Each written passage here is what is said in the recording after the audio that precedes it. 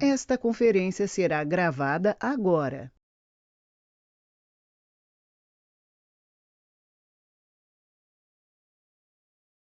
Bom, boa tarde a todos. Para quem não me conhece, meu nome é Verônica Prates, eu sou uma das fundadoras da rede Women Inside Trade, orgulhosamente, e gerente de relações institucionais na BMJ Consultoria. É sempre um prazer enorme participar dos eventos do WIT, porque sempre conta com participantes, palestrantes de altíssimo nível e normalmente com público de alto nível também, então o debate é sempre muito rico. Claro que a razão para nós estarmos hoje, ou o motivo do nosso evento, não é dos mais alegres, né? Nós passamos por uma crise verdadeiramente global e certamente um dos maiores desafios aí dos nossos tempos. E o setor privado está no centro disso, seja como parte da solução, seja como parte afetada, altamente impactada aí pela crise que não é só de saúde, mas também econômica. E com essas inquietações eu apresento, até para não me alongar muito, eu apresento os nossos palestrantes. Hoje a gente conta com a Constanza Negri, gerente de política comercial da CNI. Antes de assumir essa posição na CNI, em 2015, a Constanza atuou como assessora sênior da Diretoria de Desenvolvimento Industrial, também da CNI. Anteriormente trabalhou na Aerochambers como vice-diretora e chefe de políticas do Departamento de Assuntos Internacionais, e desempenhou o papel de coordenadora do Comitê de Especialistas sobre o Livre Comércio. Constanza trabalhou ainda para o Observatório União Europeia e América Latina e na Cátedra Internacional OMC de Integração Regional da Universidade de Barcelona. É mestre em Relações Internacionais pela Universidade de Bolonha, possui diploma avançado em Estudos Europeus pelo Colégio Europeu de Parma e é pós-graduado em Relações Econômicas Internacionais pela Universidade de Barcelona. Na sequência, nós teremos Steven Bipes, falando em nome da Advanced Medical Technology Association, a ADVAMed, com 15 anos de experiência em advocacy, políticas públicas e negociações internacionais. Steven é vice-presidente América Latina da associação, que lidera os esforços para avanços em tecnologia médica para promover vidas e economias mais saudáveis no mundo. Enquanto VP, Bipes é responsável pelas atividades da entidade na região, na América Latina, e também na África, atuando em boas práticas regulatórias, padrões internacionais e superação de barreiras técnicas ao comércio. Anteriormente, foi também diretor na Anshan do Brasil, Brasil US Business Council e Senior Advisor da Albright Stonebridge Group. Representando o agro, nós temos representando a Confederação Nacional da Agricultura e Pecuária do Brasil, a CNA, a Suene, atualmente coordenadora de inteligência comercial da área internacional da CNA. Suene é engenheira mecânica de formação e possui especializações em comércio exterior e gestão estratégica. Já atuou como coordenadora geral de investimentos e cooperação internacional no Ministério da Agricultura, foi gerente de estratégia de mercado da Apex, além de ter trabalhado no SESI Nacional, na Embraco e na Federação de Indústrias de Santa Catarina. E ter sido minha colega na FGV. Finalmente, temos a Renata Malheiros, falando pelo SEBRAE, Serviço Brasileiro de Apoio às Micro e Pequenas Empresas. Renata é atualmente coordenadora nacional dos projetos de empreendedorismo feminino do SEBRAE. Possui mais de 10 anos de experiência em políticas de desenvolvimento de pequenos negócios e empreendedorismo. É mestre em políticas de desenvolvimento pela Universidade de Cambridge e desenvolveu estudos sobre mulheres e liderança pela Universidade de Columbia, em Nova York. No SEBRAE Nacional, já atuou como assessora da presidência e diretoria técnica, além de gerente da unidade de acesso a mercados. Antes de iniciar, então, as falas, alguns avisos paroquiais, aproveitando que já temos aí quórum para o nosso evento. Com exceção dos palestrantes, a gente pede que todos deixem as câmeras fechadas e os mics no mudo, então desligados, e as perguntas e os comentários, claro, são muito bem-vindos e podem ser enviados pelo chat. Se tiver qualquer questão de segurança, enfim, alguma invasão do nosso evento, esperamos que não ocorra, mas a gente vai encerrar o evento imediatamente. O evento foi estruturado da seguinte forma: nós vamos ter um primeiro bloco em que os 4 vão fazer apresentações de cerca de 10 minutos com um panorama do setor, e depois a gente vai ter um segundo bloco com algumas perguntas. Ok? Então, sem mais delongas da minha parte, eu passo para a Constanza. Obrigada, Verônica. Boa tarde, colegas. É um prazer estar aqui em mais um evento, mais uma troca de ideias da nossa rede tão importante para o trabalho que a gente faz. É um prazer para mim também compartilhar com vocês o trabalho, a visão da indústria em relação à pandemia. Só aqui ajustando, eu vou utilizar uma apresentação para ajudar com a compreensão dos números e as diferentes questões. Eu acho que o ponto principal é ressaltar que eu vou compartilhar uma parte da resposta da iniciativa da indústria à pandemia. O trabalho da indústria como um todo, ele se divide em questões, em áreas que estão na linha de frente das empresas, e um trabalho, um investimento muito grande que está sendo feito pelo SENAI, o Serviço Nacional de Aprendizagem da Indústria, em relação a inovações, conserto dos respiradores, produção de respiradores e material fundamental nessa crise.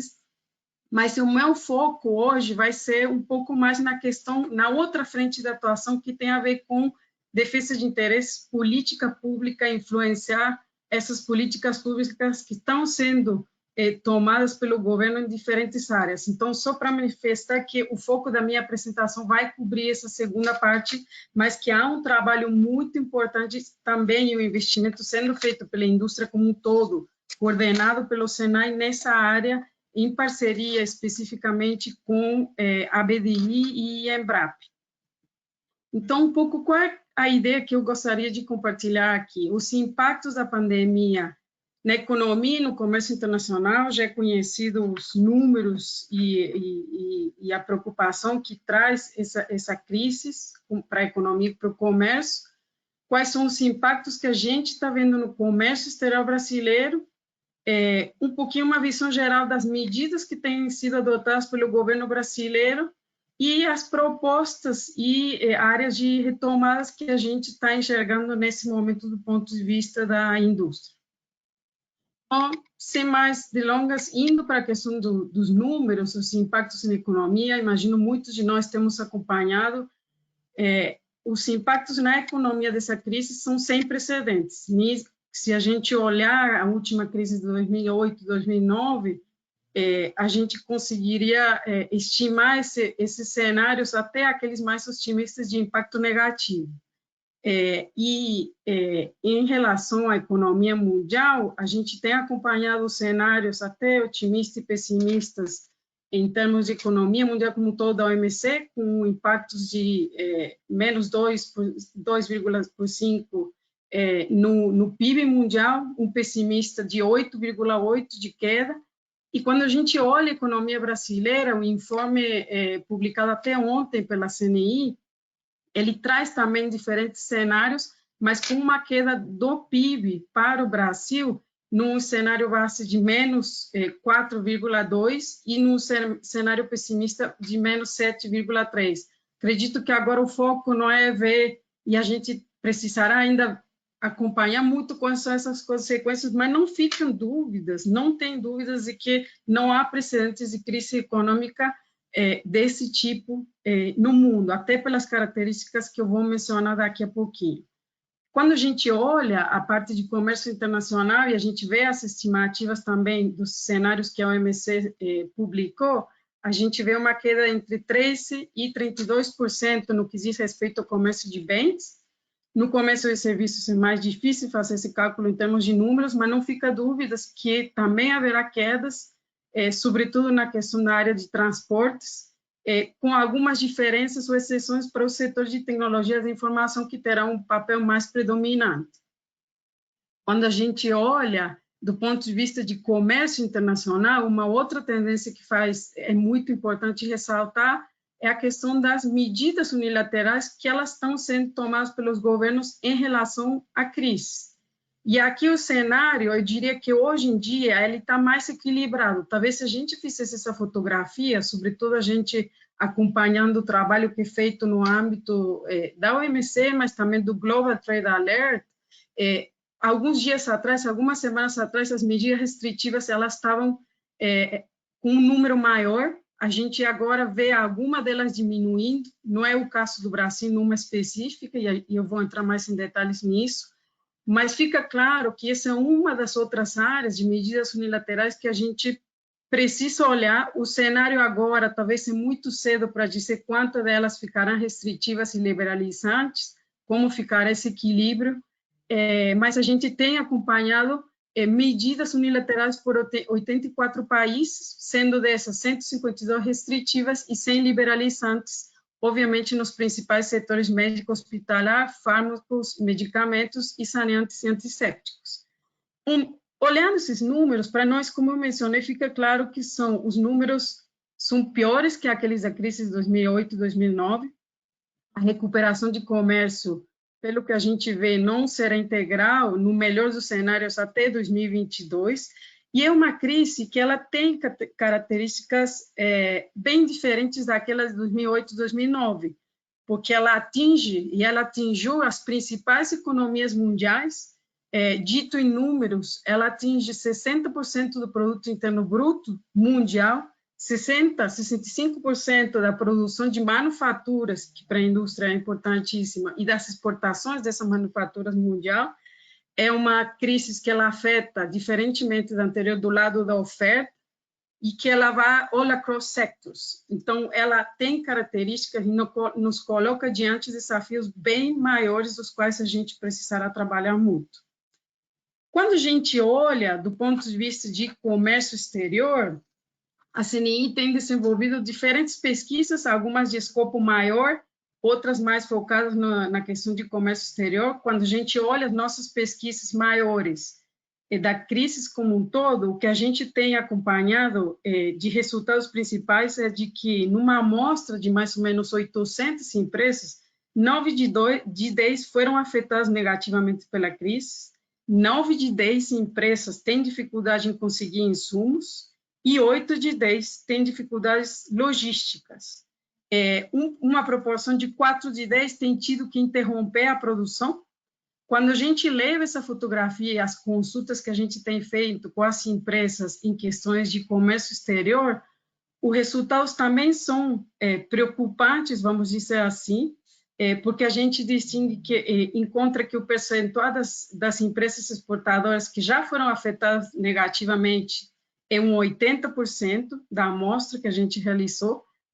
Daquelas empresas, a queda no valor exportado foi maior a 50%, então 30% dessas empresas tiveram uma queda marcada, e os mercados principais onde essas exportações foram reduzidas, não surpreende talvez ver essa lista, pensando no setor de indústria, e os mercados como Argentina, Estados Unidos, México, China e Alemanha.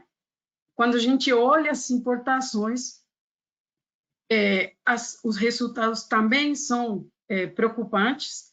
66% das empresas que foram consultadas por nós já foram afetadas negativamente, e de aquelas empresas, uma porcentagem menor teve queda no valor importado, 22%, e os mercados, de novo, em ordem diferente, mas dizem respeito, talvez, a China, Estados Unidos e a Alemanha, mercados muito importantes para as importações da indústria. Então, esse cenário que a gente vê na questão do PIB, do comércio, de números e de projeções, ele já faz parte da realidade do dia a dia das empresas. Então, como nós temos trabalhado na área internacional e na CNI como um todo diante disso? Com consultas próximo das bases para entender onde estão os principais gargalos e dificuldades, uma segunda frente com uma análise das medidas do comércio exterior que o governo tem feito, e aí um destaque principal, esse é um trabalho que é feito pela área de negociações e de política comercial da CNI, e coordenado no dia a dia, com as mãos na massa, por dois WITs, Alessandra e Carol, que trabalham nesse relatório. Então, a gente tem acompanhado uma série de medidas que têm sido adotadas pelo governo brasileiro, não vou entrar aqui no detalhe de todos, mas talvez alguns destaques. Ao mesmo tempo, a gente também acompanha quais são as iniciativas principais das organizações internacionais.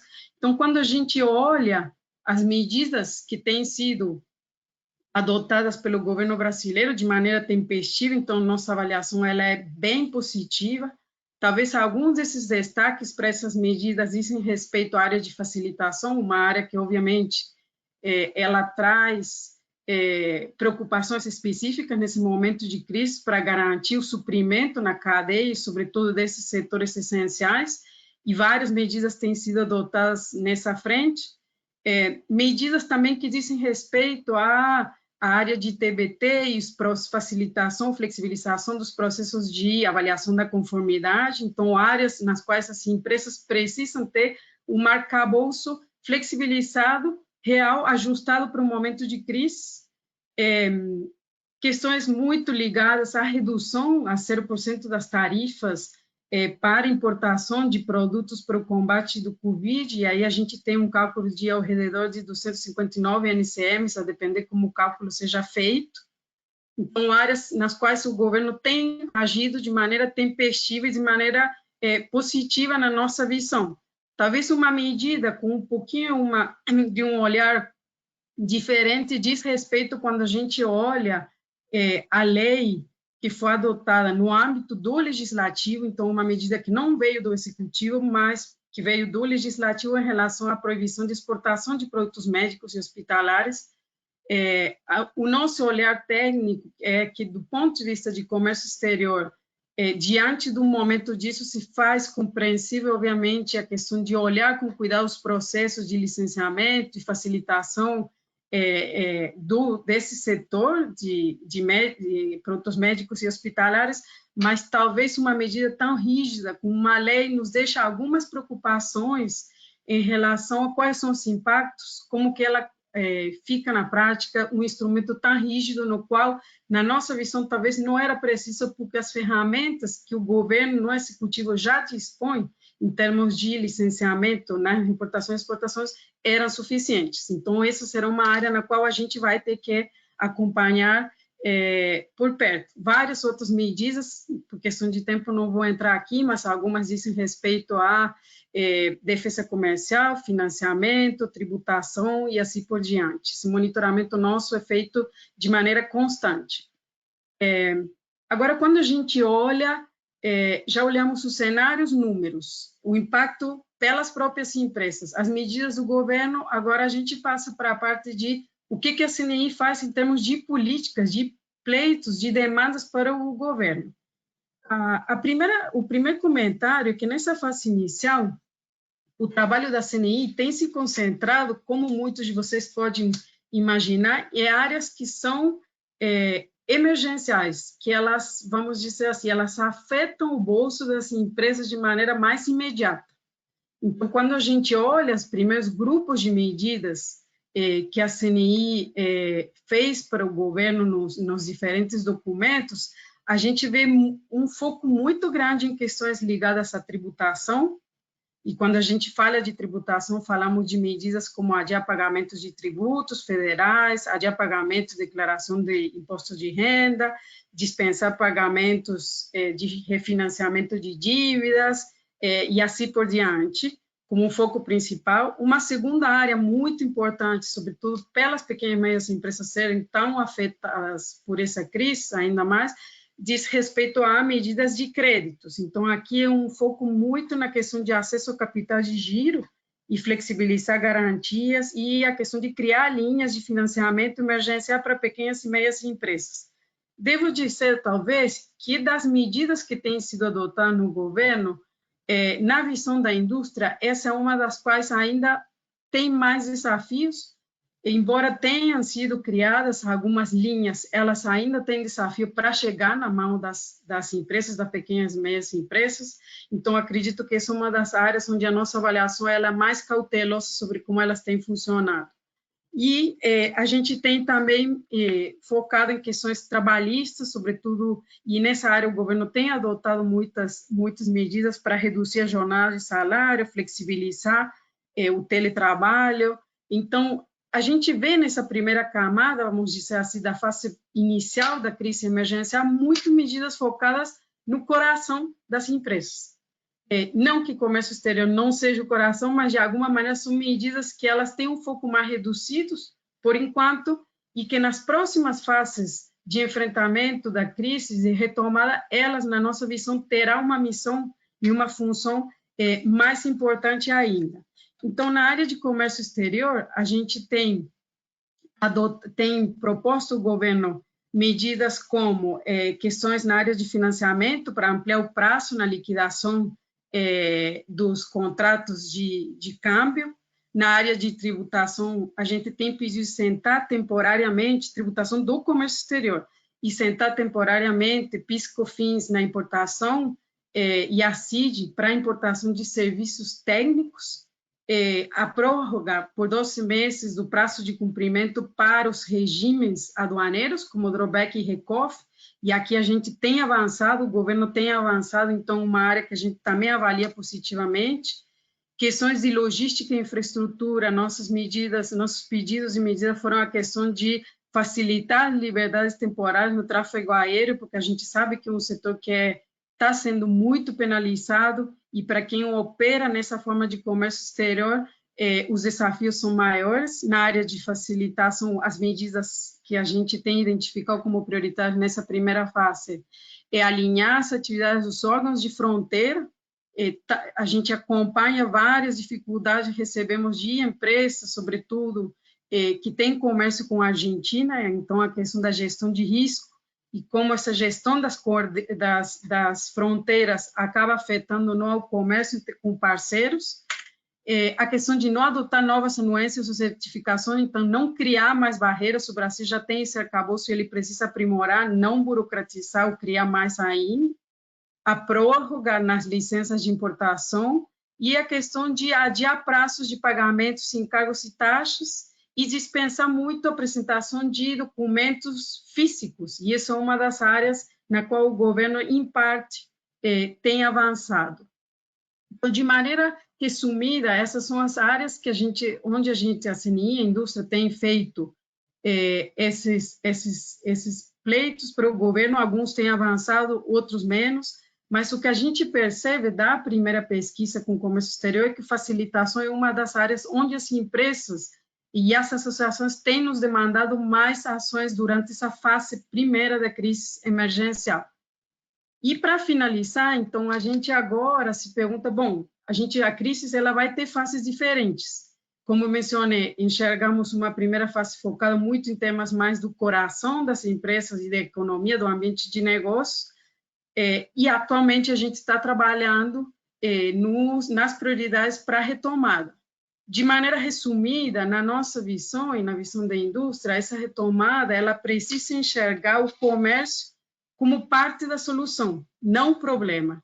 E para isso a gente identifica que seria muito válido contar com uma estratégia de comércio exterior, uma estratégia de competitividade para a retomada do comércio exterior e das exportações, a queda nas exportações do manufaturado cada vez é mais forte. Diante desse contexto de crise, eu diria que os temas, eles não mudam, eles só se intensificam. Os pleitos e as prioridades, elas acabam sendo mais relevantes diante do contexto de crise que a gente entra. Então, temas como facilitação de comércio, sobretudo em questão de digitalização dos processos. O Brasil possui um projeto de programa de portal único e janela única, mas é preciso que essas mesmas ferramentas sejam levadas para o comércio que é feito nos terminais portuários e aeroportuários, então indo além do que é o processo da janela única. Temas como e-commerce, para facilitar, eles tomam uma relevância diferente. Agenda de logística, como eu mencionei, na área de portos, a gente não tem, até agora, enxergado tantos gargalos, ou talvez não tanto como na área de aeroportuária.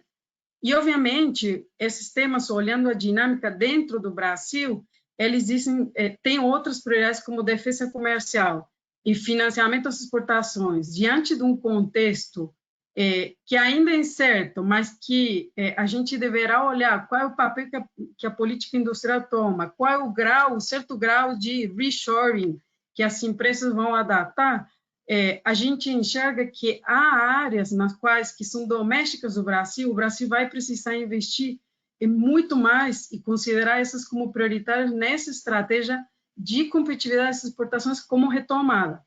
quando a gente olha a área de terceiros mercados, então, passando um pouco do que depende só do Brasil para terceiros, para o mundo como um todo, o comércio internacional, a gente identifica que a área de barreiras, o monitoramento das medidas que os diferentes países vão tomar diante dessa crise vai ser fundamental.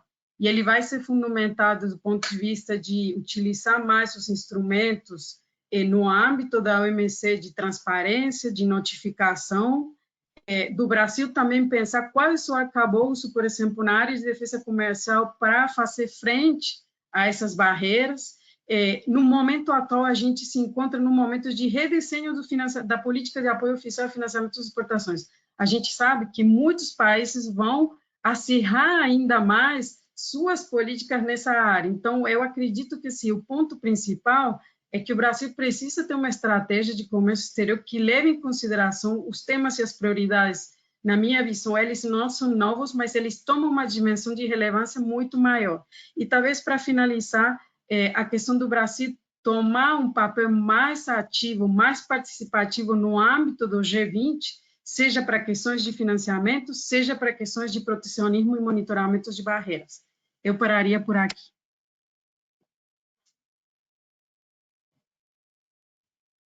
Muito obrigada, Constanza. Steven? Você ainda está entre nós? Está me vendo e ouvindo? Sim.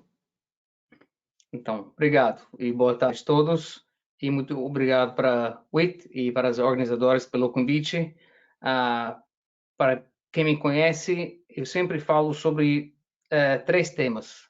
Os números além de nosso setor. Os números de comércio, 5, 10, 20, 30. Hoje não é diferente, eu vou falar sobre esses números. Boas práticas regulatórias. E sempre peço desculpas para o meu português de gringo. Então, já em avanço, não tenho o português do professor Pasquale. Então, já peço desculpas. Mas eu vou falar sobre esses temas no contexto do Covid. Antes o cenário e depois como é relacionado do comércio exterior. Acho que vale a pena eu falar rapidamente sobre o setor de dispositivos médicos. Muitos de nossos problemas no comércio exterior é baseado no fato que nosso setor é tratado como farmacêutico, e não é. Nosso setor, dispositivo médico, é aparelho que você veja no hospital, no UTI, na clínica, tudo que não seja medicamento, médico ou hospital. Implante, diagnóstico, aparelho de conectar com seu smartphone, impressora 3D de órgão humano, band-aid, cotonete, tudo de vários níveis de risco. Aí temos mais em comum nosso setor com informática, eu diria 85%, do que com farmácia, eu diria seria 15%. Então, em termos de o que é nosso setor, é isso e não é farmacêutico, para evitar problemas. E no contexto atual, acho que nenhum país no planeta era pronta no jeito que deveria ser para enfrentar o Covid-19. E agora tem um debate forte nos Estados Unidos, em vários países, em que deveria ser tratado. Eu esqueci de mencionar que eu vou falar do ponto de vista da AdvaMed, baseado em Washington, D.C., com nosso trabalho global. Claro que no Brasil temos nossos parceiros, a ABMed, CBDL, a Bride, a Aliança, a BIS e outros como a BIMO, mas eu vou falar como perspectiva de Washington em termos de comércio exterior global com a crise. E o nosso setor, a primeira reação era para refocar a produção e distribuição dos produtos. Então, processos eletivos, cirurgias, obviamente pararam bastante, caíram bastante. Vai chegar um momento que tem que resumir, mas o foco da indústria é para aumentar a produção nas necessidades dos elementos mais necessários nos hospitais, o PPE, Protective Personal Equipment, ventiladores, shields, luvas, tudo necessário. Essa produção vem aumentando entre 2%, 10%, 100%, alguns casos 1000%, dependendo do subsetor. Mas o problema é durante a curva, na parte da curva onde estamos, na maioria das partes do mundo, ainda a cadeia global não consegue atender demanda durante essa época. E daqui a pouco vai ter outro problema, muito produto sobrando, a capacidade demais para ventiladores daqui em 6 meses. E a pergunta é, o que a gente faz com isso? Depois vou chegar com as políticas públicas para tratar esse problema. Mas grande parte dos esforços do setor privado, de nosso setor, é aumentar drasticamente a produção nos produtos necessários para enfrentar a doença e também providenciando informações para o governo americano, os outros governos, fontes de informação. Eu li ontem que para as pessoas de notícias para mostrar como é o tempo, tem uma falta de informação das aviões. Como avião tem muita informação das empresas aéreas passando informações à mídia para informar como vai ser a previsão de tempo. Da mesma forma, o governo, contrário, talvez, o governo não tinha muitas informações e agora nosso setor está providenciando bastante informação sobre a cadeia para o governo se entender melhor. Bem mais eficiente o setor providenciar esses dados de teste, de diagnóstico, de produção, do que o governo tentar rastrear esses números em si. Então, é outra coisa que estamos fazendo. Além do governo americano, estamos trabalhando com eu diria, todos os governos no hemisfério, no mundo, em meu caso, do hemisfério oeste, Brasil, México, Argentina, Peru. Cada país está procurando informações em onde eles podem adquirir os produtos e estamos facilitando a conexão desses governos com as empresas. O principal desafio, eu diria, eu poderia dizer caos, mas cada país tem esse cardápio, ou diria, um monte de políticas públicas saindo que muda a cada dia, e é grande dificuldade para as empresas na luta de aumentar a produção, entender quais são as demandas e quais são os novos regulamentos das agentes regulatórias em cada país, processo de importação. Eu diria que, no caso do Brasil, a nossa aliança vem acompanhando e compilando as medidas do governo brasileiro para enfrentar a Covid-19, e acho que até agora tem mais de 250, e a grande maioria são bem positivos. O governo brasileiro era bem pragmático, bem ágil em enfrentar a crise. Meu desejo seria que outros governos, como o do México ou do Colômbia, poderia copiar o modelo brasileiro em relação à maioria dessas políticas públicas feitas até agora.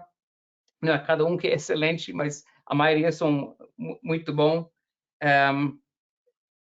Já começou o debate em relação ao OMC, e nós temos uma aliança global, Global Medical Technology Alliance, que vem pensando sobre a conversa com o OMC e o OMS, a Organização Mundial de Saúde, em como o governo e o setor privado vai fortalecer e modificar as regras de comércio e saúde para deixar mais claro o que deveria acontecer quando tem emergência. Todo mundo entende que estamos em caso de crise, fire alarm, tem um incêndio, tem que reagir, mas deveria ficar bem claro, se você não está em situação A, agora você está em situação B, como vai ser? Quais são os procedimentos de emergência? Para alguns governos, como o Brasil, ficou bem claro com as medidas. Eu até diria para o FDA, a maioria das medidas emergency use only eram claras.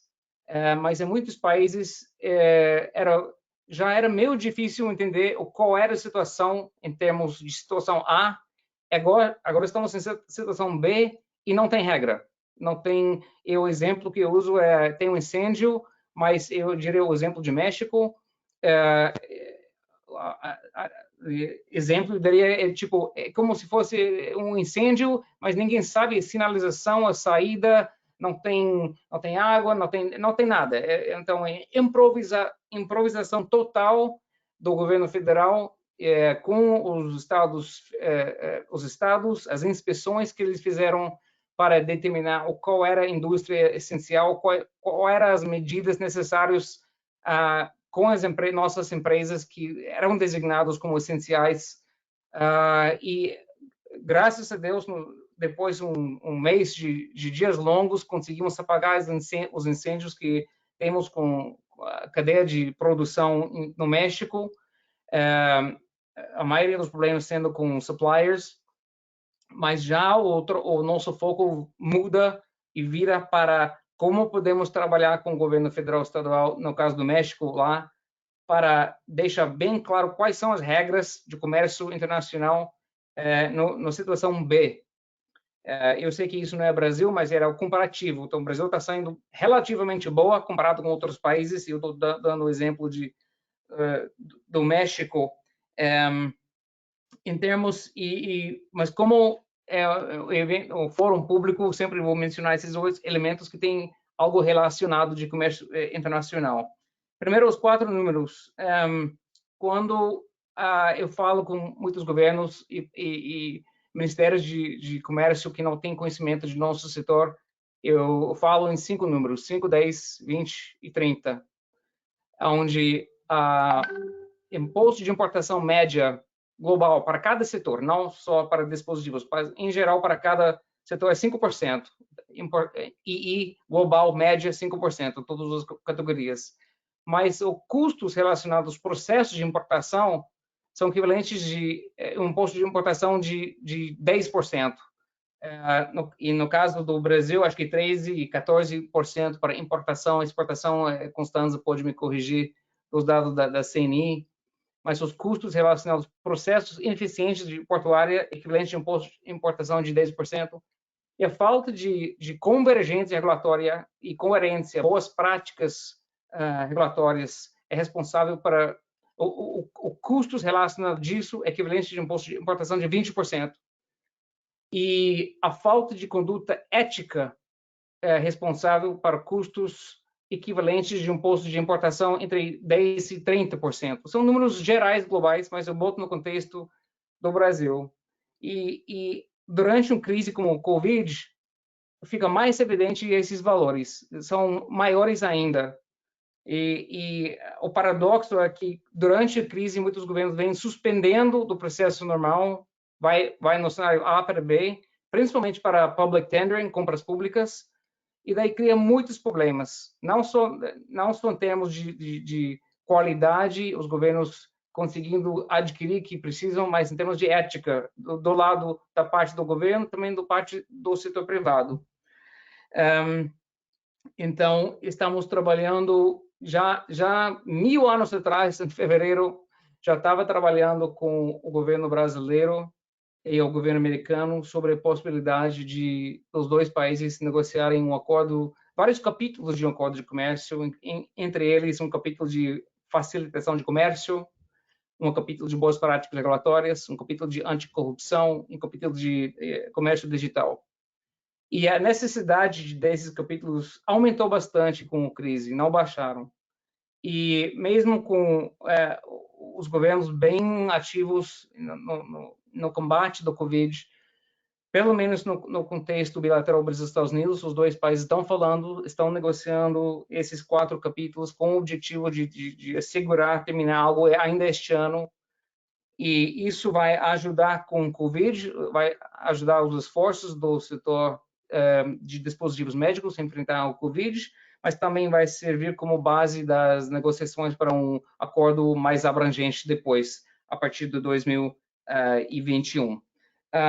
Eu acho que vou parar lá e deixar o resto de meus comentários para as perguntas. Obrigado.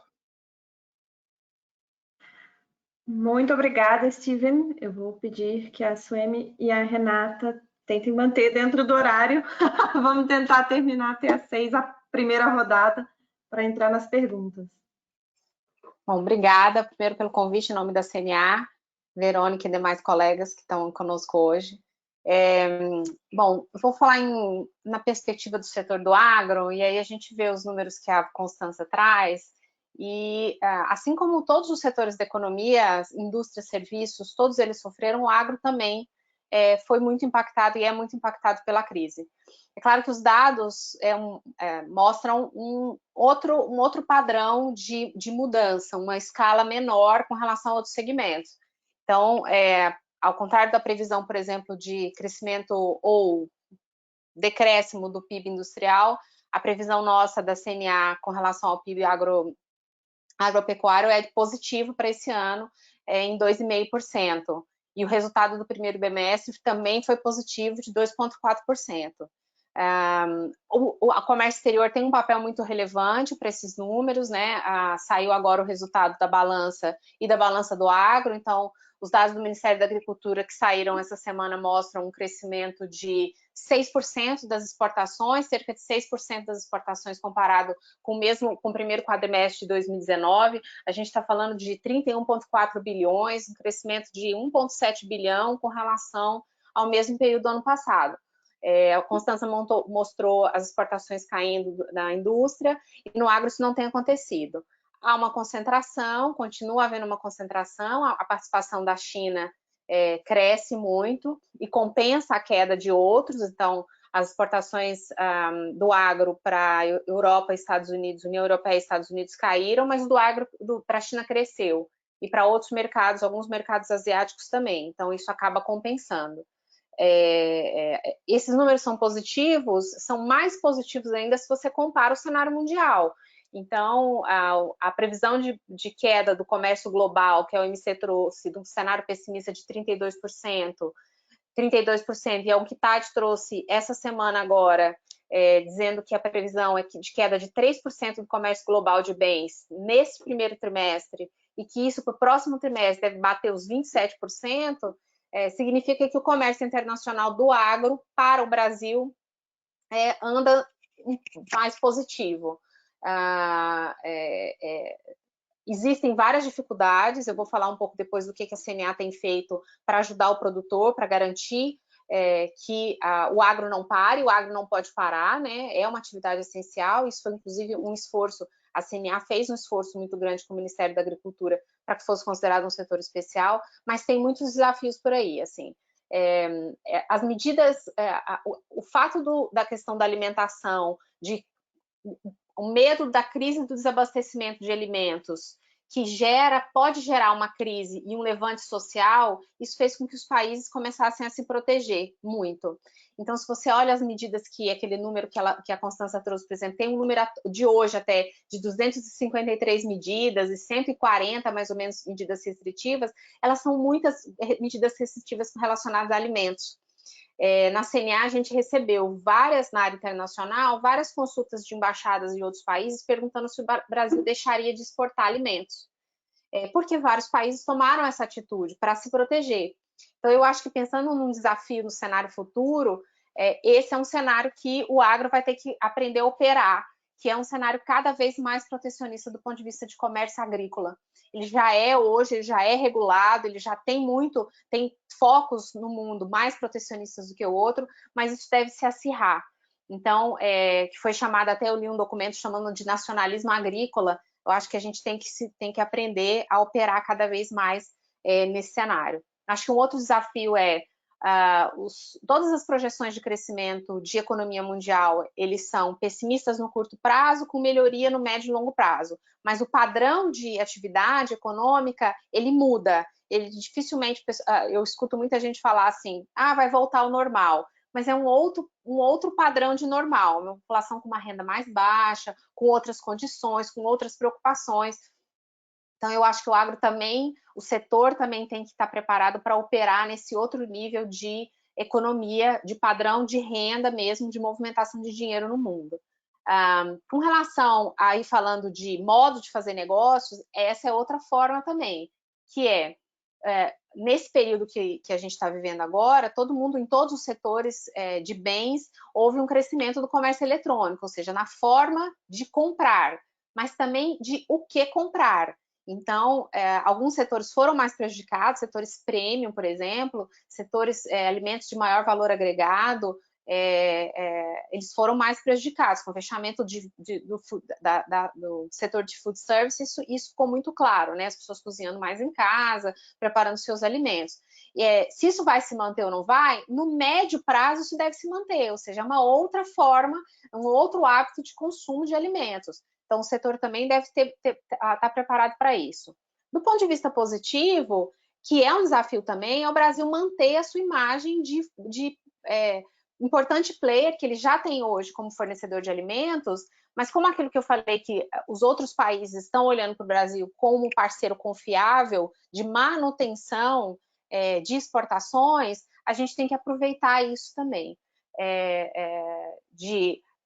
Essas medidas, várias foram restritivas, mas várias também foram para liberalização, para redução de imposto de importação de países com relação a alimentos. Então, a gente conseguiu abrir alguns mercados, o Brasil conseguiu entrar em alguns, falando especificamente da dupla produto-mercado, a gente conseguiu algumas aberturas, e isso deve se continuar, assim, eu acho que é um caminho positivo a gente aproveitar isso, não podemos perder. É uma janela de oportunidade mesmo que se abre. Do ponto de vista de medidas, o que a CNA tem feito? A CNA tem uma relação muito, muito próxima com o Ministério da Agricultura e nesse período, claro, com o Ministério da Infraestrutura e também em outra medida no Ministério da Economia. A primeira atitude que a CNA tomou, foi logo depois que aconteceu, acho que começo de março, a pandemia foi decretada, se não me engano, 11 de março, e logo na sequência as atividades começou a se falar de quarentena, de diminuir a atividade. A CNA já pediu, fez uma atuação junto ao Ministério da Economia, com o Ministério da Agricultura e Ministério da Infraestrutura, para o reconhecimento da atividade agropecuária como uma atividade essencial.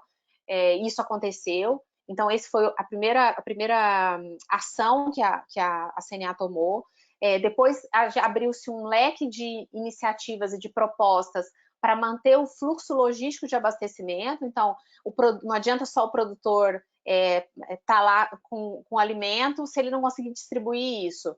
Então, a gente viu na mídia, a CNA fez uma atuação, propôs muito fortemente, o Ministério da Infraestrutura abriu o diálogo e escutou a CNA para garantir as condições mínimas de trabalho de quem faz o transporte de alimentos. Então, abertura dos postos nas estradas, borracharias, que esses caminhoneiros e transportadores tivessem como se alimentar, sempre com a preocupação da saúde, né? Então, abriu-se até hoje a CNA trabalha nessa linha também. Uma outra linha de trabalho também que a gente faz e faz propostas para o governo federal, e o governo federal tem nos escutado, com relação a melhores condições de acesso ao crédito. Então, um pouco parecido com o que a Constança falou, condições de renegociação de dívida, crédito para capital de giro, algumas questões, porque houve uma redução da renda do produtor e um aumento do custo da produção. Então, a CNA está muito próxima do produtor e fez essa proposta como a voz do setor para o governo federal. Uma outra vertente que é importante para o agro é relacionado a canais de comercialização, né? Então, os supermercados continuaram abertos, mas para alguns setores, a gente viu claramente, foi feita uma campanha recente, inclusive a CNA levou à frente isso com o Ministério da Agricultura, o setor de flores, né? A gente viu isso, um setor muito prejudicado. Então, a CNA fez muitas propostas para reabertura e abertura de novos canais de comercialização. Então, o aumento de compras governamentais foi feito, o retorno das feiras livres que acabou acontecendo, a CNA fez, baseado no modelo de São Paulo, uma cartilha que foi adotada, então, para como o funcionamento dessas feiras, a reabertura das floriculturas, que foi, a ministra da Agricultura, inclusive, fez vídeo com relação a isso, de flores, a CNA também fez campanha e conseguiu a reabertura, e a ideia é que fique isso até os Dias dos Namorados, que são 2 marcos, são 2 datas muito importantes para o setor de flores, e a CNA também criou um canal de comercialização eletrônico direto, chama Mercado CNA, está disponibilizado, o produtor se cadastra, quem quer comprar, então, para que faça direto a ponte entre o produtor e quem está interessado em comprar. Assim, esse é um trabalho constante. A gente abriu um canal via WhatsApp para que o produtor pudesse nos reportar o que ele tivesse encontrando de gargalo, de dificuldade, então que ele mandasse foto, que ele dissesse, olha, aqui a estrada está fechada, aqui não estou conseguindo desconto tal, aqui não está funcionando aquela medida, e a gente levava, e a gente está levando isso para o governo. Estamos também trabalhando com os governos com estaduais, municipais. Nós temos as federações estaduais de agricultura que também fazem essa ponte. Então, estamos muito próximo do governo, especialmente do Ministério da Agricultura e do Ministério da Infraestrutura e, em alguma medida, do Ministério da Economia também, para garantir que o agro não pare, que tenha as melhores condições para continuar operando, para não ter crise de desabastecimento, nem interno, nem externo. Eu acho que eu fiquei no meu tempo aqui e passo agora para a gente comentar outras questões depois. Obrigada, Suene. Tomei nota do conceito de nacionalismo agrícola. Vamos sim continuar na próxima rodada. Passo para a Renata, trazer o ponto de vista aí das pequenas e médias. Obrigada, Verô. Vocês estão me escutando bem? Estão escutando bem? Legal. É porque eu mudei para o computador, antes eu estava no celular, eu mudei rapidinho. Bom, pessoal, um prazer enorme estar aqui. Obrigada pela atenção aí numa noite de quarentena. Eu trabalho no Sebrae Nacional há 12 anos e atualmente eu estou coordenando os projetos de empreendedorismo feminino, ou seja, os projetos que apoiam as mulheres. Então, também é uma satisfação fazer parte dessa rede de mulheres no comércio exterior. Eu vou começar falando um pouquinho sobre como a crise afetou as pequenas empresas. Então, vou dar mais ou menos um panorama da resposta do Sebrae. Depois eu vou falar um pouquinho sobre as pequenas empresas e o comércio exterior. E, por último, eu vou falar um pouquinho sobre a crise, como que a crise afetou as mulheres empreendedoras, porque a gente sabe que homens e mulheres são afetados de maneira diferente em crises como essa. Bom, vamos começar. Quando a gente fala pequena empresa, é importante a gente falar do conceito, né? Para nós, pequena empresa é aquela que fatura pequenos negócios, né, que a gente chama. Porque pode ser microempreendedor individual, MEI, pode ser microempresa ou uma pequena empresa. São aquelas que faturam até 4,8 milhões de reais por ano. O BNDES tem outros conceitos, mas nós usamos o conceito que é determinado por lei. Então, nosso cliente Sebrae é aquele que fatura até 4,8 milhões de reais por ano. Quando começou a crise, a gente estruturou a nossa resposta de duas maneiras. A primeira maneira é sobrevivência. Vamos ajudar essas empresas a não morrerem. E a segunda parte da estratégia é como é que vai ser essa retomada. Tem que ser uma retomada mais competitiva, mais forte. O que a gente fez para ajudar as pequenas empresas a sobreviverem? Eu elenquei aqui 5 pontos. O primeiro ponto foi com relação ao dinheiro. Então, beleza, meu Deus do céu, estamos fechados, né? Fechando as portas em crise, como é que a gente faz? A gente fez um conjunto enorme de pesquisas, então depois da minha fala eu vou colocar aqui no chat todos os links que eu vou falar, porque tem muito conteúdo, sabe? O Sebrae produziu realmente bastante pesquisa, bastante conteúdo, vou mandar para vocês. Mas a maioria das empresas falava no começo, a gente fez em diferentes momentos da crise, né, perguntas, que eles não conseguiriam aguentar a empresa por mais de um mês. Não, olha, eu tenho dinheiro aí para aguentar um mês. Então, a primeira coisa que a gente fez foi uma parceria com a Caixa Econômica Federal e a Caixa Econômica começou a atuar com o nosso FAMP. O FAMP do Sebrae é o Fundo de Aval da Micro e Pequena Empresa. Na verdade, ele existe desde 1995 e existem vários bancos que são bancos conveniados, né? Banco do Brasil, Bradesco, não só esses bancos nacionais também, mas como bancos regionais, como, por exemplo, o BNMG e até mesmo a gente está ampliando para cooperativas de crédito. Qual que é um dos grandes problemas da pequena empresa quando ela vai pedir dinheiro emprestado para um banco? Ela vai pedir dinheiro e o banco vai pedir garantias, certo? E muitas vezes a empresa fala, pô, mas se eu estou pedindo dinheiro é justamente porque eu tenho dificuldade de ter garantias. Então, o Sebrae, por meio do FAMP, atua como garantidor, né? Quase como se fosse um fiador. Vamos pensar que a gente está alugando aí um apartamento, aí se você não pagar, o seu fiador paga. Então, o Sebrae, por meio desse fundo, funciona como garantidor do empréstimo tomado pela pequena empresa. Quem faz todo o empréstimo é o banco, mas o Sebrae atua como garantidor. Então, esse é um ponto importante. Em março desse ano, na crise, a gente aportou mais ou menos 500 milhões de reais nesse fundo, que dá uma alavancagem de 12 bilhões. Então, esse foi um ponto importante para atuar nessa questão do dinheiro, né? Bom, o segundo ponto é a orientação. Então, nosso negócio é realmente orientação, consultoria, informação, ajudar as empresas. Então, a gente começou a fazer muita orientação com base em mercados, claro, né? Eu preciso de vender, então, sobretudo mercados digitais, como vender pela internet, como usar o WhatsApp, ferramentas digitais, fazer uma página no Instagram, né? Nós orientamos também muito também com as informações que o governo ia passando. Então, quando a gente teve o auxílio emergencial dos R$600, esse auxílio também era possível para os microempreendedores, também é possível para os microempreendedores individuais. Então, a gente fez um conjunto de orientações específicas, como conseguir, etc. Todo o conjunto de medidas provisórias que afetavam as pequenas empresas também a gente, né, mastigou, colocou isso numa linguagem mais palatável também para as pequenas empresas. A terceira coisa que nós fizemos foi o prolongamento dos tributos relativos ao Simples Nacional, né, o modelo de tributação das pequenas empresas que recorrem a esse modelo. Então, pelo menos aí por 6 meses as pequenas empresas conseguiram empurrar o pagamento dos impostos, né? Então, do nível federal, estadual e municipal, deu um fôlegozinho também financeiro. O quarto ponto foi orientação para gestão, que é o nosso grande coração, né? Então, marketing, finanças, gestão. Então, mais do que nunca, a empresa precisa estar forte nessas competências. Então, aí, muita coisa online, porque, né, a gente não pode atender presencialmente, então, consultoria online, nós fizemos rodas de negócios online, webinário para dar e vender, convidando gente, enfim, realmente, muito conteúdo, com muito foco também em deixar as finanças de pé, né, não deixar as finanças ruírem nesse momento, e também se reinventar para mercados digitais, né. E o quinto e último ponto que eu gostaria de colocar aqui que nós fizemos foi orientação para mercados. Então, o que eu costumo dizer é que se tem um legado positivo, né, porque crise não tem nada de positivo, mas a gente pode olhar um copo meio cheio, realmente as empresas fazerem a transformação digital que já era necessária há muito tempo.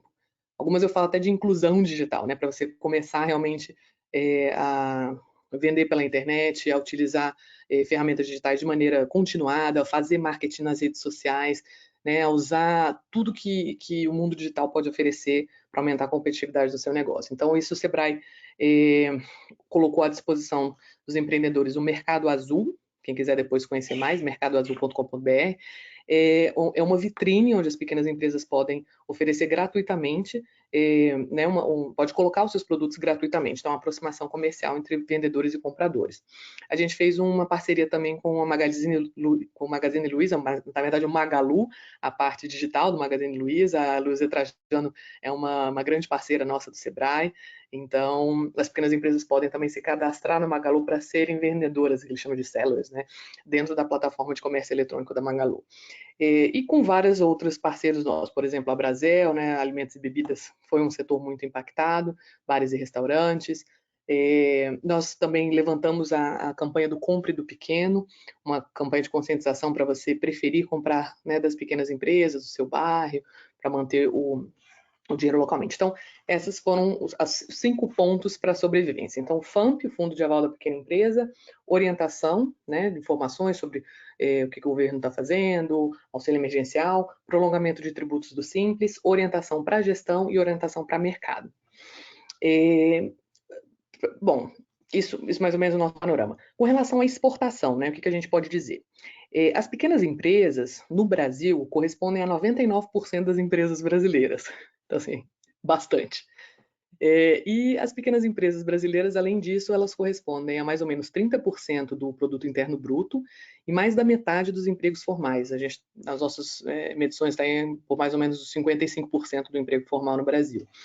Só que quando a gente vai ver o que elas representam no comércio exterior, em termos de valor, é irrisório, né? 1% vai na conta das pequenas empresas. Aí a gente vê muitos problemas de competitividade, enfim. E na crise, o que a gente observou? Como as pequenas empresas elas exportam muito, importam também, mas enfim, exportam muito por modal aéreo, por, né, avião, com a diminuição da rota foi um problemaço, assim. Então, a gente notou que das 30 empresas aéreas que operam no Brasil, metade delas cancelaram 100% dos seus voos. Então, você tem até avião fretado, mas começa a ficar muito mais caro. Então, por conta do modal aéreo ser o preferencial para as pequenas empresas exportarem, isso também é um problema. Bom, mas não é por isso que a gente vai ficar chorando, né? Então, existem outras maneiras da gente conseguir também retomar isso, e uma delas é de novo, fortalecer a visão da transformação digital. Então, a gente tem feito rodadas virtuais. Para dar um exemplo, a gente fez com o Connect Americas, que é uma plataforma de aproximação comercial, que é feita pelo Banco Interamericano de Desenvolvimento.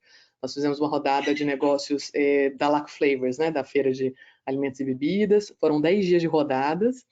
E foram gerados aí mais ou menos 500 milhões de dólares em negócios potenciais. Então, assim, é possível, e você ainda estimula esses empresários a continuar se capacitando, né? Porque quando você participa de uma rodada, você pensa, poxa, devia ter me preparado mais para isso, ixi, eu preciso prestar mais atenção nessa legislação. Então, também é um impulsionador para o empreendedor ou para a empreendedora ganhar mais conhecimento.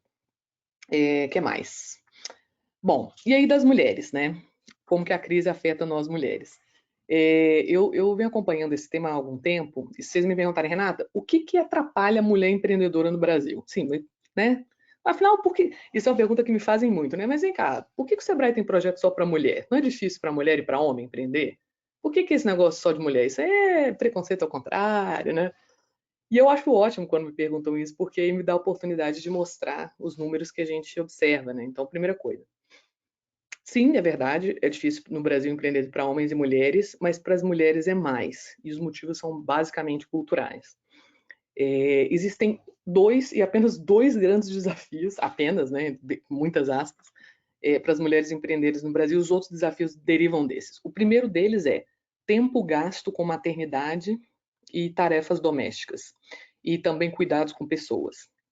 E o segundo desafio são as crenças limitantes, aquelas coisas que colocam na nossa cabeça quando a gente é criança, sabe?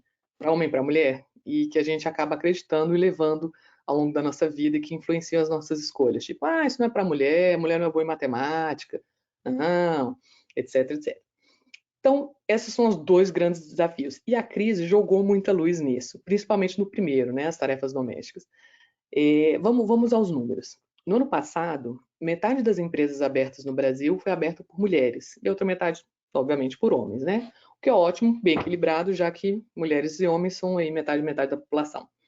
Só que quando você pergunta para essas pessoas por que elas abriram um negócio, a gente observa que as mulheres abrem mais por necessidade. Ou seja, o empreendedorismo por necessidade é aquele que você não tem outra forma de ganhar dinheiro, de obter renda, e você acaba empreendendo, versus o empreendedorismo por oportunidade, que você se programa, você faz pesquisa de mercado, você se organiza. Então, o empreendedorismo por necessidade, ele é mais precário, sabe? Não quer dizer que não vai dar certo, pode dar certo, mas ele tende a ser mais precário. 34% das mulheres, 44% das mulheres disseram que empreendem por necessidade, contra 32% dos homens. E essa necessidade muitas vezes é advinda da maternidade, né? Que ou elas pedem demissão das empresas que trabalham como funcionárias, ou as próprias empresas demitem depois que passa o tempo que você não pode demitir nenhuma mulher grávida. Um outro ponto importante. As mulheres são mais escolarizadas em anos de estudo do que os homens no Brasil, 16% mais escolarizadas. Só que empresas lideradas por mulheres faturam, na média, 22% menos. Esse é o primeiro dado que buga a nossa cabeça, né? 16% mais escolarizada, mas fatura 22% menos? Como assim? Um dos motivos são os setores que as mulheres empreendem, basicamente em 3 no Brasil. Alimentos e bebidas, moda e beleza. Absolutamente nada contra esses setores, são excelentes setores, só que os segmentos dentro desses setores em geral que as mulheres empreendem são segmentos de baixo valor agregado e de baixa intensidade de inovação. O exemplo que eu gosto de dar é o de cosmético, né? Então, vamos lá. Pesquisa nanotecnológica para que o creme entre em cada poro da minha pele. Geralmente pesquisador homem, revendedora porta a porta de cosméticos mulher. Onde que está realmente o valor agregado? Onde que está realmente a inovação dentro desse setor?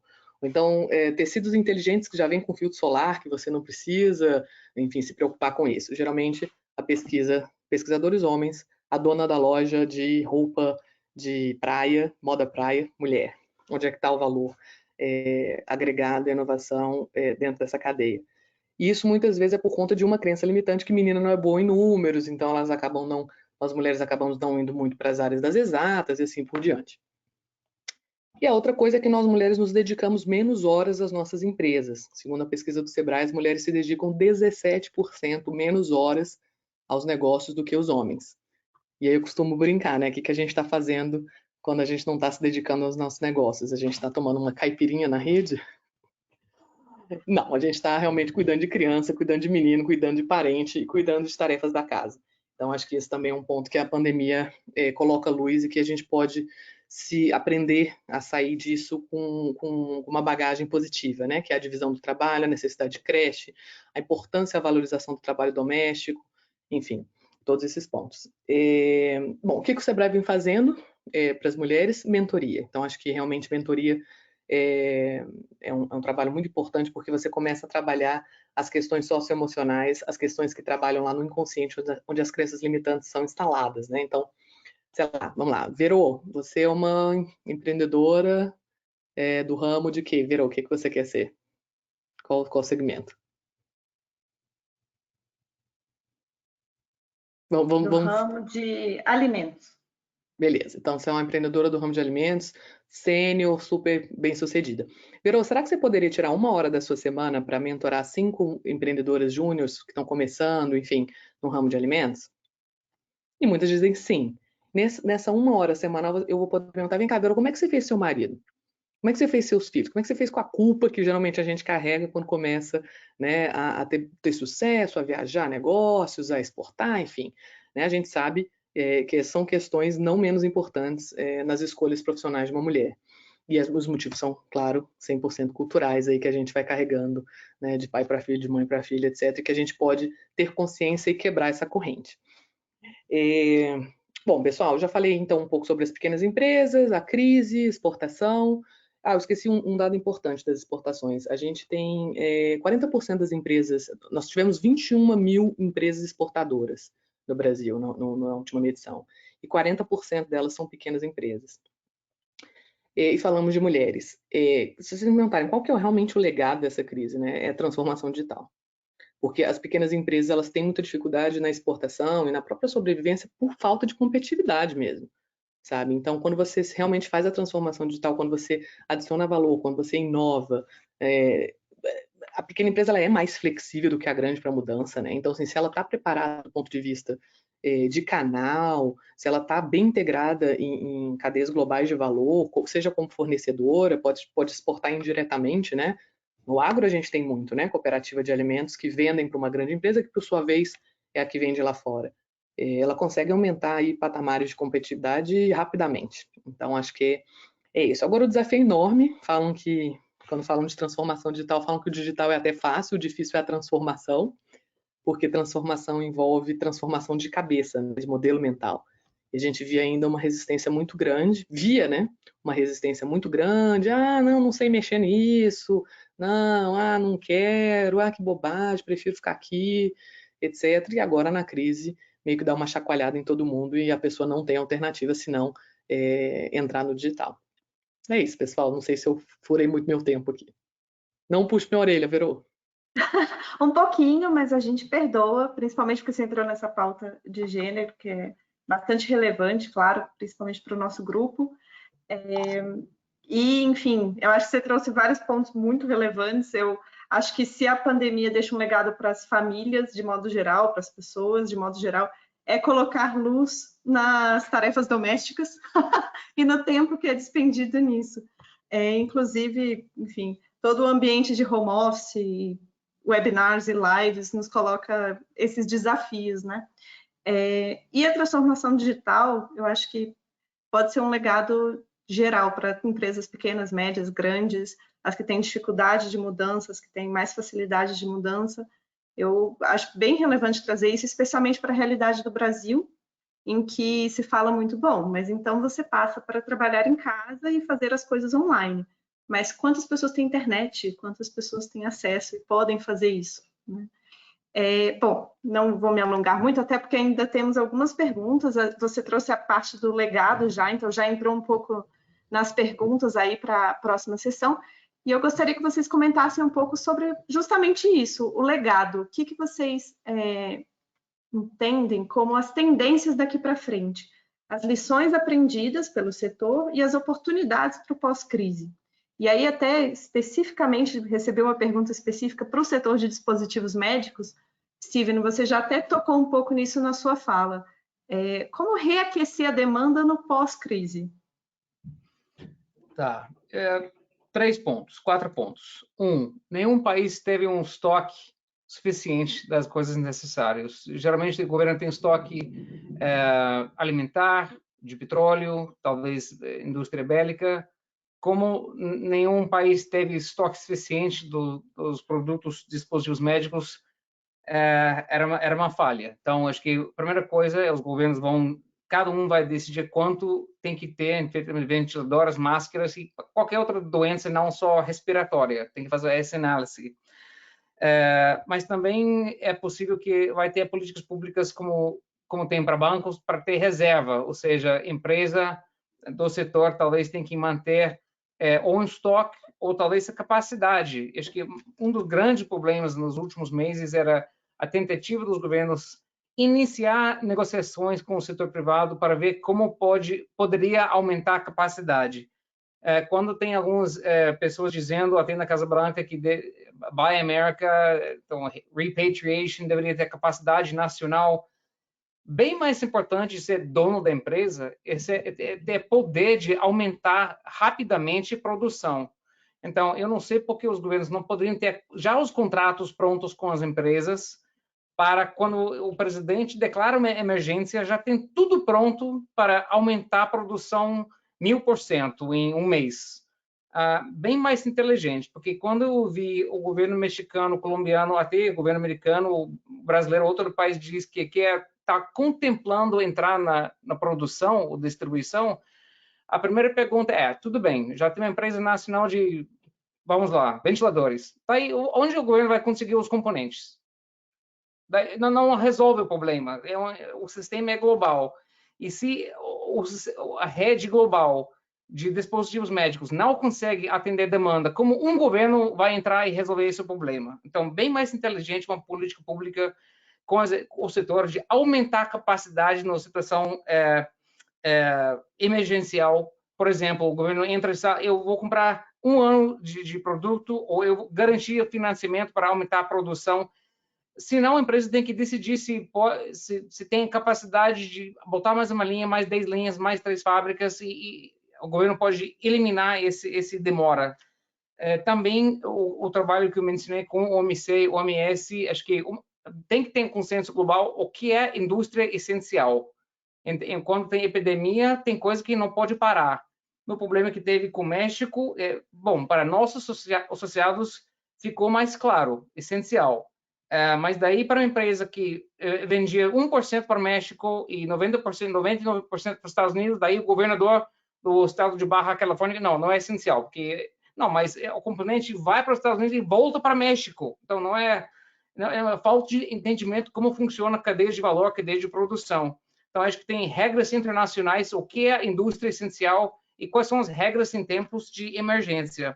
E o último ponto no caso do Brasil, com as medidas que eu mencionei, suspensão provisória de algumas medidas com certificação, teste de metro, algumas coisas, e a gente não veja nenhum morte por causa disso. E como outro exemplo, o processo de compras públicas é tão lento, tão burocrático em tempos normais, eles jogam fora, que é ruim, porque não pode melhorar o processo regulatório e o processo de compras públicas para sempre ser efetivo, aí não tem que jogar fora o cenário A quando tem emergência no cenário B. Então, eu vou parar lá.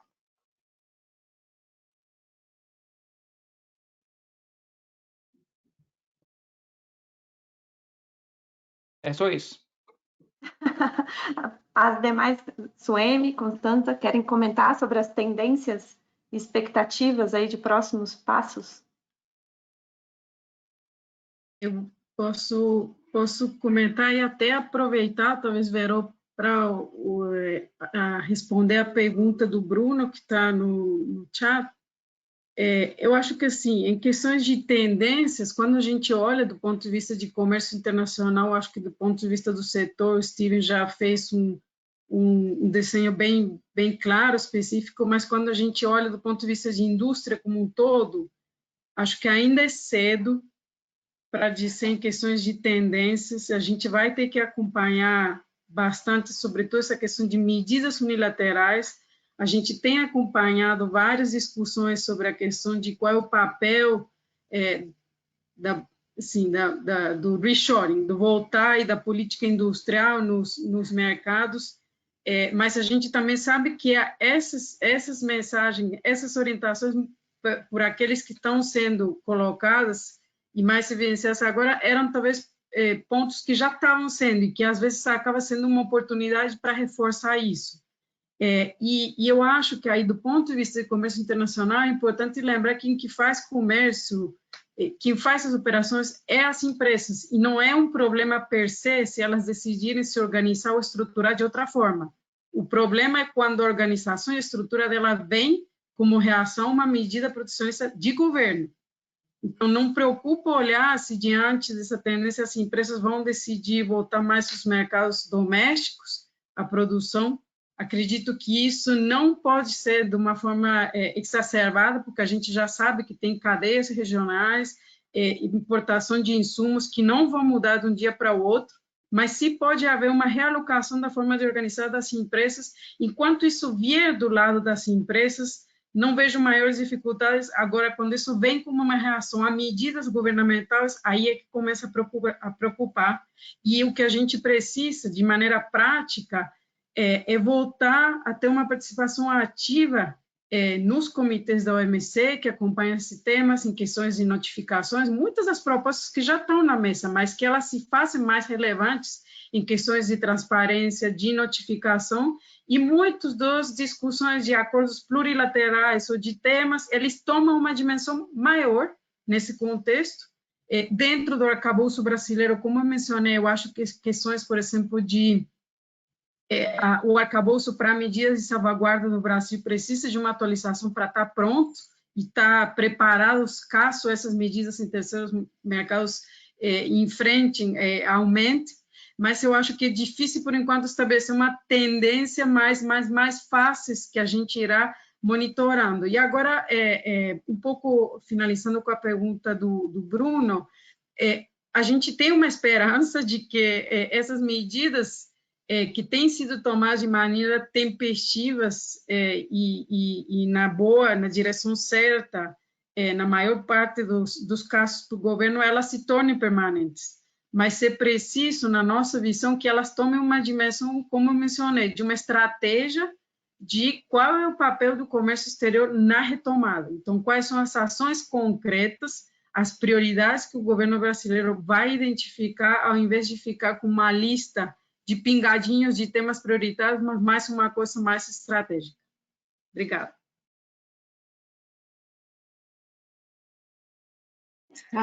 Se eu puder só botar, eu concordo com o que a Constância falou, eu acho que do ponto de vista do agro, tem duas questões importantes para o pós, que a gente tem que estar muito atenta.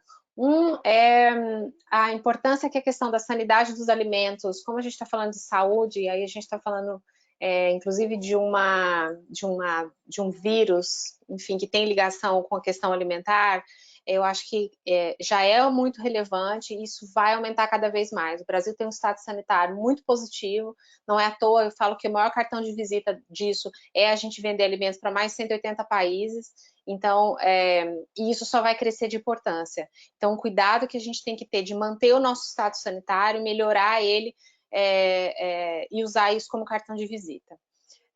O segundo é a importância, nessa linha que a Constância falou, dos organismos multilaterais. Eu acho que eles crescem de importância, porque vai ter o nacionalismo agrícola, falando do ponto de vista do agro, a questão aconteceu isso no ano tal, então a gente agora a gente vai se proteger, país X, Y, Z, e não deixar que a discussão saia do argumento técnico, né, para que não fique eu preciso proteger o meu produtor, eu preciso proteger o meu por isso, por aquilo. Então, assim, eu acho que ter um organismo supranacional, ou seja, aquele que tente fazer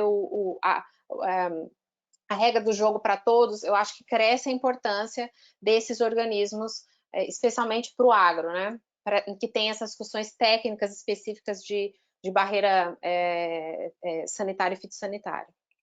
Só para fazer esse comentário.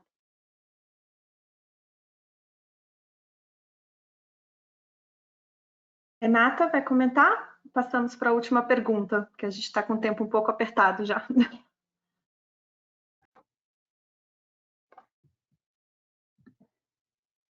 Pode passar? Pode passar. Beleza. Bom, você já tinha comentado um pouco do legado na sua fala. Acho que para concluir, para a gente conseguir fechar aí nas nossas 1h30 de evento, eu queria perguntar para vocês um pouco do ponto de vista de comércio mesmo. Vocês já pincelaram isso, obviamente, mas olhando de fora para dentro agora, né? O cenário de comércio internacional para os setores e como impacta no Brasil. Então, a agenda de acordos comerciais do Brasil, especificamente a situação do Mercosul, as incertezas que foi gerada recentemente aí para a agenda de comércio do ponto de vista do Mercosul, e a situação multilateral também. E aí, como não poderia deixar de ser, eu sei que o Steven está participando especificamente aí da agenda de negociações Brasil-Estados Unidos também. Se tiver algum bastidor ou informação para a gente das expectativas de conclusão de um acordo Brasil-Estados Unidos ainda esse ano, também seria ótimo. Eu espero nosso conselho para os dois governos, quando eles dizem que eles querem terminar esses 4 capítulos que eu mencionei de Trade Facilitation, Good Regulatory Practices, Digital Trade, Anti-Corruption. Nosso conselho é o ano eleitoral dos dois países. Tudo fica mais difícil no segundo semestre. Então, já é maio. Seria importante acelerar o trabalho para terminar a maioria desse trabalho já no primeiro semestre. E se tem que ter um encontro presidencial para celebrar, ok, mas tudo fica mais difícil mesmo sem precisar a aprovação do Congresso americano ou Mercosul.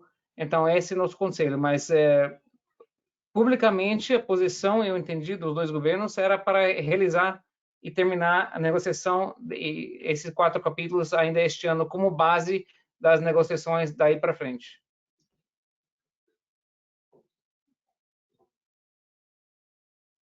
Talvez só um comentário, se eu puder. Eu acho que sobre a questão multilateral eu já mencionei, então não vou repetir. O MC sempre foi muito importante para o Brasil como um todo, eu diria, não só para a indústria, para o agro brasileiro. Então, ele continua sendo muito relevante, sobretudo nesse contexto, a cooperação internacional. Talvez sobre a agenda de negociações, que até eu tinha colocado na minha apresentação, e depois, por questão de tempo, não entrei em detalhes, eu não vejo, assim, nenhum impacto, eu diria, que ele seja realmente devido à questão do Covid, e sobretudo nessa questão do Mercosul. Eu acho que o Mercosul, como bloco, como agenda negociadora, a gente conhece que é um pêndulo, a depender dos governos, vai e volta com essa questão de uma agenda externa comum, menos comum, mais ambiciosa, menos ambiciosa. Eu diria que, assim, dito de outra forma, não tivéssemos tido, e aí vem a conjugação do português mais difícil, não tivéssemos diante dessa crise, eu acho que isso não garante que a gente não tivesse tendo essas discussões em relação ao Mercosul e à agenda externa. Agora, o que pode acontecer, do ponto de vista da indústria, é que alguns processos eles vão ter um atraso maior. Então, agendas negociadoras, talvez por dificuldades, por estar as prioridades em outras áreas, e pelos setores privados ficar mais preocupados, eles talvez vão olhar com maior cuidado, os processos podem se demorar, mas acho que o panorama disso muda no mundo.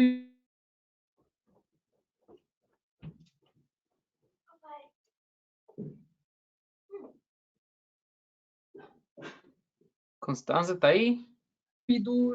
Né?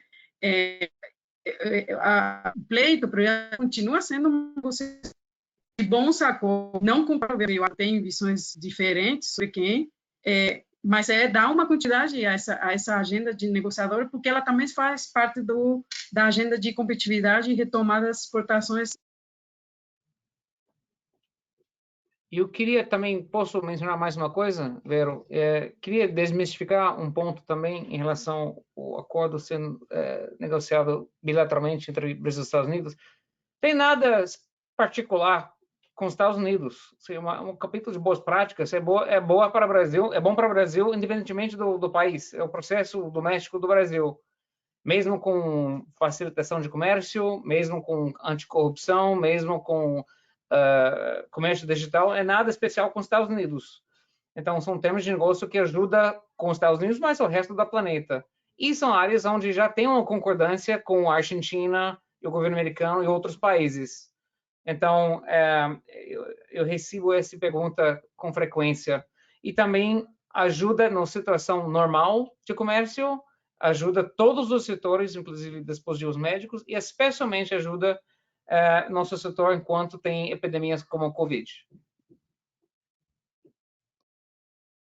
Posso só falar assim um pouquinho do ponto de vista do agro? Eu concordo com todos eles. Assim, desde acho que não só nesse governo, nessa gestão da ministra Tereza Cristina, mas no próprio ministro, na gestão anterior do ministro Blairo, o Ministério da Agricultura, junto com o setor privado, com a CNA representando, tem atuado muito fortemente em negociações grandes de acordos comerciais, como em negociações de aberturas produto-mercado. No caso do agro, você precisa negociar praticamente 1 a 1, né? Você tem que negociar protocolos, você tem que negociar habilitação de planta.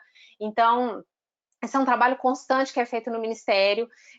A CNA dá o suporte técnico, com as notas técnicas, com contato com o setor privado, e a ministra continua nesse trabalho, o Ministério continua nesse trabalho. Ele é muito importante para nós do setor privado. A gente conseguiu algumas vitórias específicas para mercados não óbvios, por exemplo, como a Coreia do Sul, a abertura, o início das exportações de camarão para a Coreia do Sul. O camarão, basicamente, no Brasil, vai para bares e restaurantes, então, com o fechamento, foi um setor muito prejudicado, né? Então, essa abertura foi uma abertura positiva. Então, é importantíssimo que isso continue, que a gente conseguiu isso, essa entrada em alguns mercados, que isso se amplie, e o Ministério da Agricultura continua, mesmo com as dificuldades logísticas de não conseguir reunir equipes e tudo mais, mas não são para o setor agro, além dessas grandes, tão ou mais, enfim, os dois são muito importantes, que continue essas negociações específicas de produto por mercado, assim, então negociar 1 a 1 para que isso continue. É um trabalho importante que tem sido feito em conjunto pelo Ministério da Agricultura e pela CNA.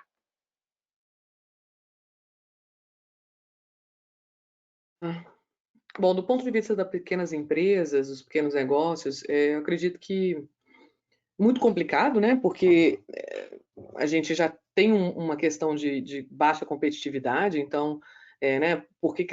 Eu costumo dizer que o Brasil muitas vezes funciona como uma pequena empresa, né? As pequenas empresas correspondem a 1% do valor das exportações do Brasil, o Brasil corresponde a 1% do comércio internacional mundial, né? Então, mostra aí realmente a questão de competitividade. Mas aí, quando você olha para a competitividade, em geral, a gente olha por 2 âmbitos, né? O primeiro, a competitividade sistêmica. Então, custo Brasil, logística, né, transporte, tributação, burocracia, etc. Então, aquelas coisas que a gente luta para melhorar, que a gente luta muito aqui na Esplanada, né, para isso.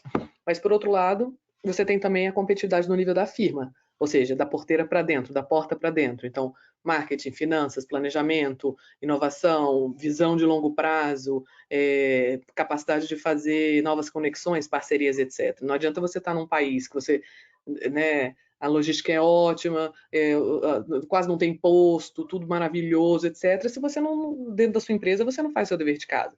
Por outro lado, também não adianta nada você ser um excelente empresário ou empresária, tudo certinho, planejamento, fluxo de caixa, marketing pessoal, se você está num país que você mal consegue estufar um container ou ter confiabilidade nos contratos, ou você tem um turnover de mão de obra enorme, as pessoas não são capacitadas, etc. Então, os 2 caminhos, né? Eu acho que com essa crise a gente pode sim sair com avanços nos 2 caminhos. No caminho da competitividade sistêmica, com desburocratização, com facilitação, e certamente no caminho do nível da firma, com os próprios empresários e empresários mais conscientes da necessidade de, primeiro, buscar a transformação digital, segundo, planejar a longo prazo, ter sua contabilidade mais certinha, se movimentar para a abertura de novos negócios. O câmbio está muito favorável, né, para a gente, então isso aí pode ajudar bastante nesses próximos tempos, mas isso aí não é determinante, de fato.